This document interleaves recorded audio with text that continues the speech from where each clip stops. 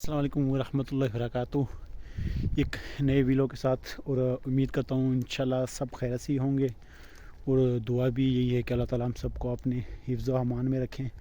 آج پھر میرا راؤنڈ کا ٹائم، یہ آپ دیکھ سکتے ہیں، وہی کھیتوں میں آوارہ گردی، لیکن اس دفعہ میں نے روڈ جو ہے نا ذرا چینج کیا۔ یہ سارے بانس ہی ادھر، میں آپ کو آگے بھی انشاءاللہ دکھاتا ہوں۔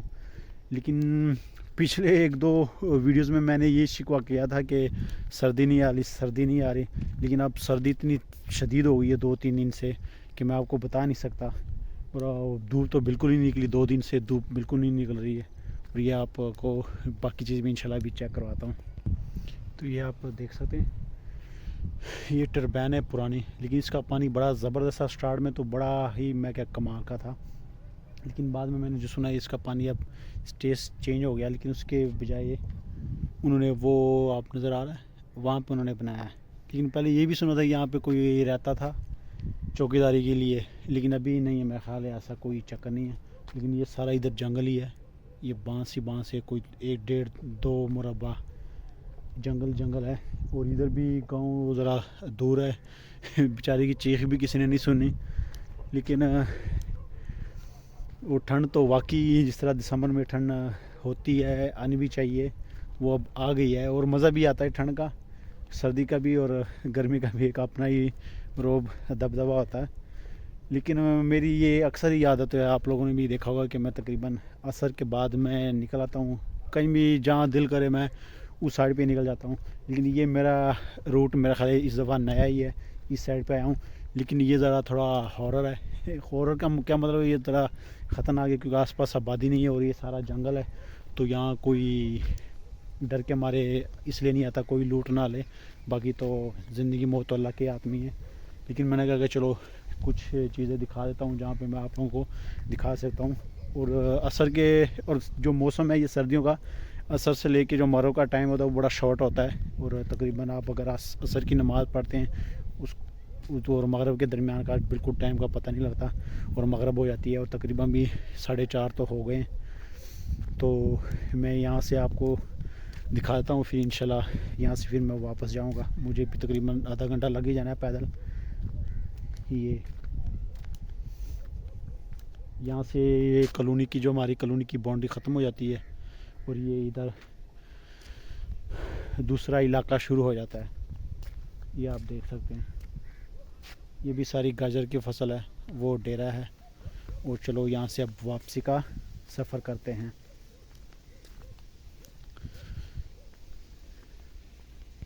اب جب میں رستے میں آ رہا تھا تو جس طرح کہ پہلے بھی بتایا کہ گاجر کی جو فصل چل رہی ہے، گاجر کا جو تقریباً فل عروج پہ ہیں، جہاں بھی ہے کٹائی وغیرہ ہو رہی ہے۔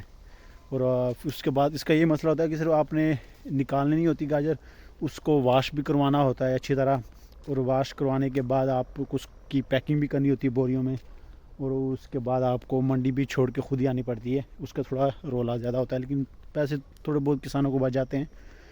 لیکن ایک چیز میں آپ لوگوں کو یہ بتا دوں، اگر جس حساب سے گورنمنٹ ہو یا کوئی بھی ہو یا کوئی بھی تاجر ہو یا کوئی بھی ہو، کسانوں سے جن ریٹ پہ یہ چیز لیتے ہیں، اگر اس کا ڈبل کر کے بھی ہمیں کوئی ریٹ دے، اناج کوئی بھی ہو، سبزی وغیرہ ہو، کوئی بھی کھانے کی پینے کی چیز ہو جس کا تعلق کسانوں سے ہو، اگر وہ ہمیں ڈبل ریٹ بھی دے کسانوں سے لے کے، اس کے باوجود بھی ہر بندہ خوشی سے لے گا اور یہی کہے گا کہ یہ تو زبردست ہو گیا، اس سے سستی چیز ہو ہی نہیں سکتی۔ لیکن کسانوں سے آپ کو وہ بالکل لو ریٹ سے لیں گے، اور جو ہمیں دیں گے وہ اس سے تقریباً 5-6 گنا زیادہ بڑھ کے وہ ہمیں دیں گے، جس کی وجہ سے ہمیں پھر یہ فیل ہوتا ہے کہ شاید یہ کسانوں کی غلطی ہے اور کسان ہی مہنگا بیچتے ہیں۔ یہ ایسا کچھ بھی نہیں ہے، یہ میرا آئیڈیا ہو گیا ہے، 1-2 دفعہ ایسے ٹکر ہوئی ہے، کیونکہ میرے کزن نے رمضان کے مہینے میں 2-3 سال پہلے یہ توری وغیرہ جو ہوتی ہے وہ بیجی تھی، تو اس ٹائم آ کے وہ تقریباً 5-6 ٹوکریاں توڑ کے، وہ ٹرے وغیرہ جو بڑی بڑی ہوتی ہے اس میں تقریباً 10 سے 12 کلو سبزی آ جاتی ہے، وہ توڑ کے گھر لے آتا تھا 5-6، اور اگلے دن صبح کیا کہتے ہیں اس کو، سحری کرنے کے بعد، نماز پڑھنے کے بعد منڈی چھوڑ کے آتا تھا۔ تو 1-2 دفعہ میں بھی اس کے ساتھ گیا، مجھے کہنے لگا کہ چل آیا، کیا کرنا ہے تو نے سو کے نیند ہی پوری کرنی سارا دن، تو منڈی چلتے ہیں. تو میں ایک دو دفعہ میں ان کے ساتھ آیا ہوں, تو مجھے آئیڈیا ہو گیا تھا کہ یار یہ کتنا بڑا ظلم ہے بیچارے کسانوں کے ساتھ, کہ وہ جو ٹرے تھی اس میں جب پہلے بھی بتایا کہ جس طرح 10 سے 12 کلو سبزی آرام سے آ جاتی ہے, تو وہ آڑت پہ لے کے جاتے ہیں, جو منڈی والا لے کے جاتے ہیں وہاں پہ, تو اور بھی لوگ لے کے آئے ہوتے ہیں, وہاں پہ بولی لگتی ہے. جو یہ کام کرتے ہیں ان کو زیادہ آئیڈیا ہے, یا گاؤں والوں کو بھی پتہ ہوگا. تو وہ جب بولی لگتی تو اس حساب سے پھر چیز لے کے جاتے ہیں. وہ جو وہاں پہ جو کیا کہتے ہیں اسے, میں نام ہی ذہن سے نکل گیا. تو اس کی جو ٹرے تھی وہ جو میں نے حساب لگایا کہ 20 سے 25 روپے جو سبزی کلو اس کے لیے بنتی تھی, کہ وہ منڈی والوں کو, جو وہاں پہ بولی لگانے والے, جو لینے والے, ان کو جو وہ سبزی لے رہا ہے نا, تو اس کو 20 سے 25 روپے کی پڑتی ہے. یعنی کسان کی جیب میں کتنے آتے ہیں, 20 سے 25 روپے. لیکن اگر وہی سبزی آپ اگلے دن اگلی صبح کو جب وہ منڈی میں لگتی ہے وہ چیز, وہی سبزی, تو وہی سبزی آپ کو 100 سے نیچے نہیں ملے گی. اور آپ خود سوچ لیں 5 سے 6 گنا اور ریٹ جب بڑھتا ہے تو تب بندے کو مہنگائی فیل ہوتی ہے. اور ہم یہی کہتے ہیں کہ یہ کسانوں کا کام ہوتا ہے. کسان کا کام یہ نہیں ہے, کسان سے تو بیچارے وہ فری میں لے جاتے ہیں. آگے جو بیچنے والے ہوتے ہیں وہ کارروائی ڈالتے ہیں, پھر ہمیں وہ چیز مہنگی ملتی ہے, اور پھر ہماری چیخیں نکلتی ہیں. یہ میرا آئیڈیا, صرف میں یہ نہیں کہہ رہا ہوں کہ اپنے کزن کی وجہ سے, یہ آئیڈیا میرا ایک نہیں, میرا 50,000 دفعہ ہو چکا ہے کہ وہ کسانوں کو کچھ نہیں ملتا.